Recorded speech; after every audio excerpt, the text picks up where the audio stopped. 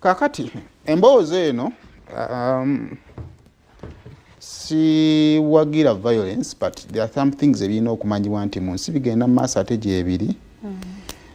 Osanga bannaffe ab'ebyokwerinda banamanya approach entuufu ey'okukwataganyamu ebintu. Kakati waliwo omuvubuka amanyiddwa nga Pest Vibes. Pest Vibes ono ali ku kibinja kya King Sahandoza gy'asinga okutambulira eyo. Abali ku mutimbagano ogwo bamumanyi. Kakati by default kampu ya King Saha abali ab'omukwano ne Alien ate baayawukana. Ndowooza olw'ebyo bakkiririzaamu okwawukana era n'abakemegakawo King Saha yali alina byali mu kwecwacwanamu. Kakati omulenzi oyo abadde asinziiranga ku sayidi eno n'aweereza sayidi eno. Osanga nga n'abali ku sayidi eno basinze ne baweereza sayidi ya yeri. Kakati engeri gye yatuuseeko Kabira sigimanyi bagenza omwekanga nga ali Kabira. Teyakomye kubaweereza bigambo n'okulumba yalumbidde. Kakiiko Kabira wali eyamututteyo. Okukakkana nga mbu nga bamukubya agakonde.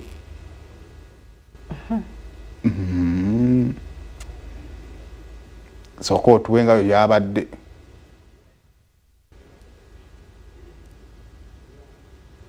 Gwe kyali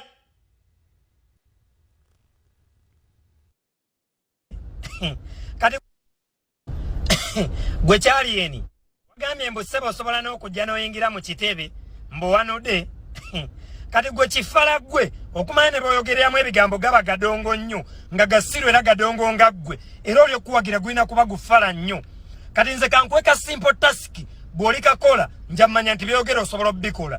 Kati ffe tulina fuutu soja wafaawo eruwafu Anko Palaso neibawo ate fuutu soja kuba akoze bingi Anko P yakukuba yakuba kamudogo teke kadogoko akukoze yakukuba empi bannange ripoti jenfune eva mu kizungu eraga nti abantu bafa obuugi waggulu mu kizungu awo okuva kamiliyoni we yakangamu ebyoto tebizikira mu kizungu awo abantu balina complain awo nze ninayo musajja wange ngambye bafa obuugi tebakyebaka ebyoto tebivaako security ono wayingira obuliri ono asigala amoga isabalabika obubi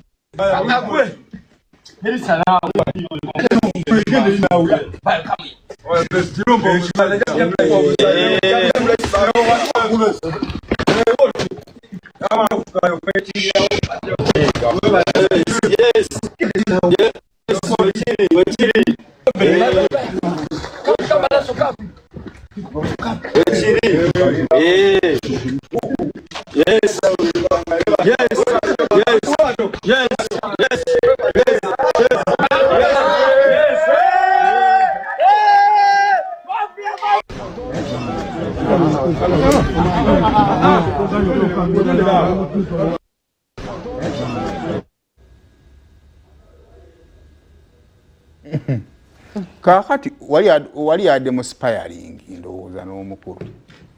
Kati kino kibaliko kye bayita batya training. Kati ekyenjagala okubuuza yatuusa atya wano? Ani amuleeta mu kampu ate bulijjo gy'abbinkana nayo? Gaza yamuleeta. Anyway. Naye nga tetutandikira eri omanyi omuzannyo gw'ekisiru gumaliriza na mu ngeri ya kisiru. Mu bintu byonna bw'osalawo nga empagira ya kampu yo oyagala kugiwagira na bigambo birumba kampu eri endala era n'engeri gy'oyinza osasulwamu esolobe ey'ekisiru kubanga erawo kampu ezitakkiriziganya naye ng'abalala tebakola ekyokuwa recordinga video ng'ovuma baki bali. So tutandika ku kikola ky'okuvuma nti si kirungi. Kati kino ekyokuleeta omuntu mu kikomera kyo ne mubanga mumukanga mu challenge eri egyo internet eno eriko abantu abalina obulamu obutono naye nga bawugana nga abalina obungi. Kati bwafunira omwe ekizibu kiyinza okukalubirizo kivaamu ye challenge yakyo yokka ikola ki erimu nti omuntu asobola ofiira omu nga tebina nakimumukoze nga jasi olunaku lwe yessaawa yeeyo naye nga buli omu yabadde akya because byadde ku mutimbagano ne mmaliza nga mugenze mu bizibu but nga tugenda naddala mu kalulu kano ke tulimu abantu balina kampu ez'enjawulo abavubuka mwongere okulowooza ku biki bye mwogerako ne bani bwe mwogerako kale